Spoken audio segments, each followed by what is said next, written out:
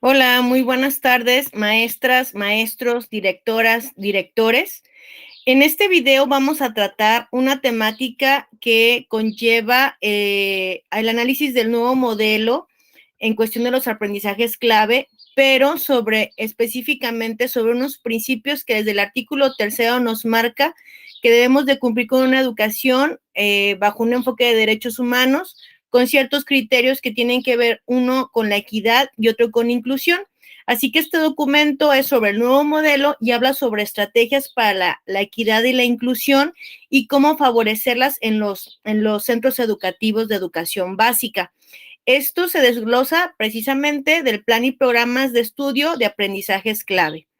Entonces, es importante entender en cierto sentido, pues en qué consiste y en qué conlleva, pues esta nueva propuesta. Y de entrada, pues se nos establece desde el planteamiento curricular que hay que incluir elementos en los planes y programas de estudio que tienen que ir a la par con lo que se pretende desde la equidad y la inclusión. En este sentido, implica desde las prácticas pedagógicas, los métodos que se estén utilizando en las aulas, los materiales y los ambientes escolares bajo estos criterios. Pero sin embargo, bueno, pues ¿qué es? ¿Qué es la equidad?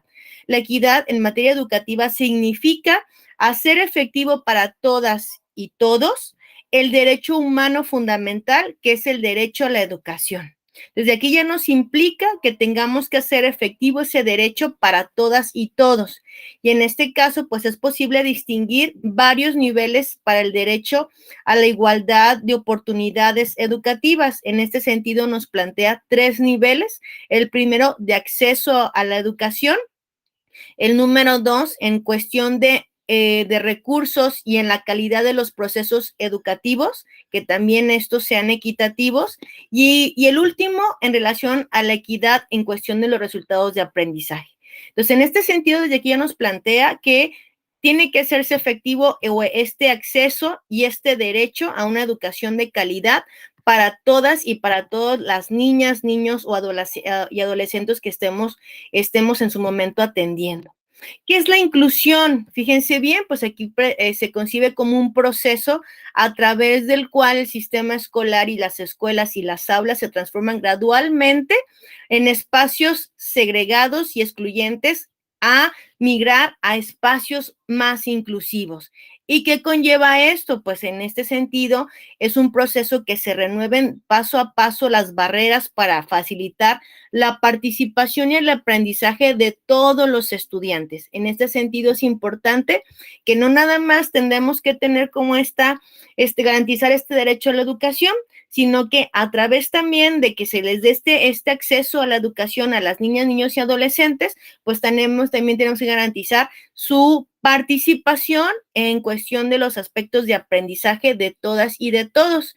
Y sobre todo, pues en aquellos focos donde encontremos como grupos más vulnerables, pues que tienden a ser más excluidos, pues en este caso que no exista, que se quiten esas barreras de exclusión o de discriminación para que se agreguen y que puedan participar y facilitarles ese acceso y esa participación. Por otra parte, implica que el sistema escolar debe adaptarse. Ojo, aquí el sistema educativo, o en este caso la escuela, debe de adaptarse a las necesidades de todas y de todos los alumnos. No es que los alumnos se adapten a las necesidades de las escuelas, sino que las escuelas debemos de adaptarnos, o en cierta manera, viéndolo desde una dimensión de aula, el docente debe de adaptar su práctica a las necesidades de todos y de todas sus alumnas o alumnos. En este caso, pues es importante reconocer las distintas capacidades, ritmos y estilos de aprendizaje que conllevan o que tienen nuestros alumnos. Ojalá que fueran todos iguales, ¿verdad? Y para esto se nos haría más fácil. ¿Por qué? Porque pudiéramos tener acciones muy, muy estandarizadas, actividades muy estandarizadas en las cuales yo pudiera trabajar con mis alumnos porque todos piensan igual. Pero la realidad es que no. Cada alumno, y aquí no hablo específicamente con aquel que tenga cierta necesidad educativa especial, todos en sí son diversos, tienen estilos, formas, canales muy particulares que en cierta manera pues le definen su forma de aprender. ¿Cuáles serían algunas estrategias que desde este nuevo modelo se pretende que se trabajen para la equidad y la inclusión? La primera, pues proponer ciertas estrategias e instrumentos para que los educandos en desventaja puedan participar y aprender. Y ahorita vamos a ver, y eso tendría que ver con lo que se denomina ajustes razonables. Número dos, del desarrollo infantil temprano y de educación inicial, la importancia de este nivel para poder desarrollar en los educandos los estímulos, la atención e interacciones desde edad temprana. El número tres, acceso a las oportunidades educativas de los grupos en desventaja. Aquí en lo particular se hace presente este principio de que la educación sea gratuita para que se tenga el acceso de estos grupos que tienden a ser vulnerables. La número cuatro, permanencia en el sistema educativo, no nada más es el punto que accedan, sino que permanezcan. Y ahorita, por ejemplo, con el tema de la pandemia y que tenemos algunos alumnos, ¿no? Que no hemos tenido cierta comunicación inexistente, pero que están ahí en el sistema, pues bueno, ¿hay qué tanto estamos garantizando la permanencia? Están ahí, pero ni siquiera los conocemos. Pues aquí nos habla de que permanezcan, pero que permanezcan yendo a la escuela, que sigan ahí y que realmente aprovechen ese acceso a la educación para tener procesos de aprendizaje de calidad y evitar en cierta manera pues el abandono. Terminación de los ciclos y transiciones entre los niveles educativos que una vez que concluyan preescolar, pasen a primaria y de primaria a secundaria y facilitar todo ese trayecto de educación básica, inclusive si hablamos de educación obligatoria, pues parte y también abarca educación media superior. Elevar la calidad de la oferta educativa. En este caso, pues hablamos de la calidad y en este sentido, pues que también se concentre las escuelas con mayor concentración de las niñas, niños y jóvenes en situaciones de pobreza y que aquí realmente se ofrezca una educación de calidad y que le encuentren un sentido el ir a la escuela. Y en la última, atender a la diversidad étnica, lingüística y cultural, aquí hablando específicamente de los grupos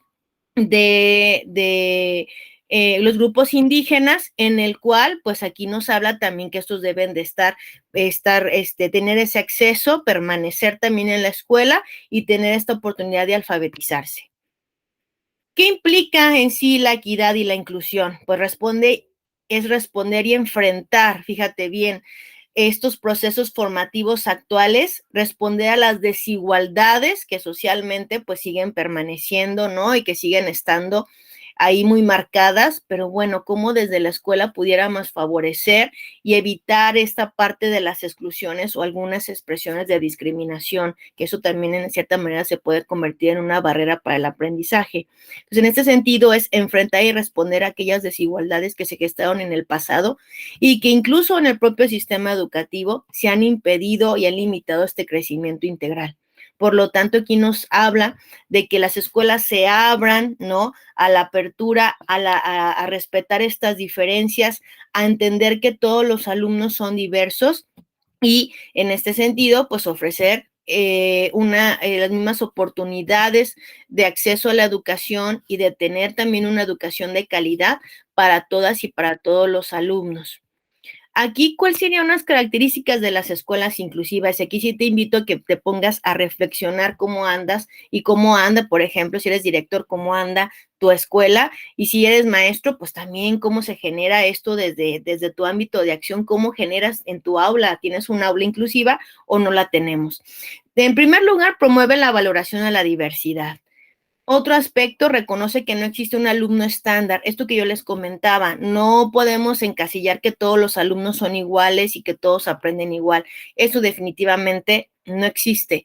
Todos son diversos y todos son diferentes. Se adapta a las necesidades de los alumnos. No, los alumnos no se adaptan a mi forma particular de trabajar. Nosotros debemos de tener esa capacidad de adaptarnos a las necesidades e incluso partir de ellas para poder trabajar para fortalecer su desarrollo integral. Garantizar la participación, ojo, con igualdad y equidad, es decir, que todos tengan las mismas oportunidades de participar y que en cierta manera logren sus avances de acuerdo a sus posibilidades que les permita su proceso de aprendizaje. Esto es importante. Considerar los conocimientos, capacidades y aptitudes y valores de todos los niños y de todas las niñas que atienda. Minimizar o eliminar las BAP, que ahorita más adelante vamos a ver en qué consiste este concepto. Asegurar el trabajo en equipo para aquellos que a lo mejor siempre se nos facilita más trabajar de manera, tener esta dinámica individual, pues aquí se nos dice que favorezcamos mejor esta socialización, esta interacción, el trabajo colaborativo, el trabajo en equipo. A veces, y lo entiendo, a veces como docentes se nos hace más complicado trabajar en equipo porque a lo mejor eso nos genera más desorden, desestabilidad en el aula. Pero sin embargo, pues bueno, una estrategia de trabajo en equipo bien implementada nos puede servir de mucho. Desarrollan un lenguaje en común. Todos estamos como en esta apertura al reconocimiento, al respeto a las diferencias, a esta parte de ayudarnos y colaborar entre todos. Esto es bien importante y también cómo pudiéramos trabajar desde un lenguaje inclusivo. Planear la enseñanza atendiendo a la diversidad, aquí le compete directamente al docente. Diseñar y adaptar los recursos educativos, todos aquellos recursos con los que cuente mi escuela, con los que tenga. No estamos hablando de que si no tengo computadoras no voy a poder trabajar, no, al contrario, con lo que tenga, pero hay que trabajar y adaptarlos a las necesidades y nivel de nuestros alumnos. Evalúen el aprendizaje tomando en cuenta las capacidades del alumno. Ahorita estamos cerrando un ciclo, un segundo trimestre del ciclo escolar y por lo tanto estamos llevando a cabo un proceso de evaluación. Y de entrada, si entendemos que todos son diversos, pues no puedo evaluar bajo los mismos parámetros a todos. No puedo evaluar a un niño que tiene cierta necesidad educativa especial, a aquel alumno que a lo mejor representa que no tiene ninguna barrera, ¿no? Y que a lo mejor siempre su nivel de desempeño es de un 10, ¿no? De calificación. Entonces, aquí es entender y saber cómo vamos a tomar en cuenta esas capacidades de nuestros alumnos para poder otorgar una calificación. Asegurar que todos los alumnos experimenten sus logros a su nivel y a su capacidad muy particular. Tienen que experimentar sus propios logros. Eso es bien importante. ¿Qué conlleva la eliminación de las VAP y qué significa VAP? Fíjate bien, este término se adopta en vez de necesidades educativas especiales, migramos a este nuevo concepto que es barreras para el aprendizaje y la participación y hacen referencia a todas aquellas dificultades que experimenta el alumno y que en cierta manera surgen al momento de interactuar con las personas, al momento de interactuar con recursos educativos, al momento de implementar inclusive el propio currículum o al momento también de no contar con ciertas condiciones físicas del espacio, entre otros.